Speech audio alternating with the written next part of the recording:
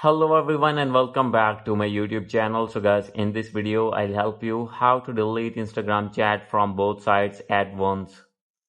So guys, if you're using iPhone or Android phone and want to delete all the chat from both sides at one click, I'll help you how can you do this. So let's get started without wasting any time. So guys, first of all you have to do some settings on your Instagram account. So guys, you have to go back on your main profile icon, and guys you have to click on three lines, and guys now you have to scroll it down. Here you will see the option of created tools, and you will see here the option of switch tool type. So guys, simply you have to switch your account to professional account. As you can see here, I have already switched my account to professional. So guys, if you're using personal account, then you need to switch.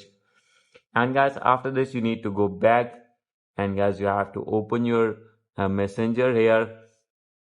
So guys, when you have a shift your account to professional, you will see here is the another option, that is three dots. As you can see, when you have click on three dot, you will see the option of select chats. You have to click on select chat option, and guys you can select any chat that you want to delete permanently from both sides at one click. So guys, for example, I am going to delete this one. You have to select that chat. You can select multiple as well, and guys, for example, I am going to select only one here and click on delete option.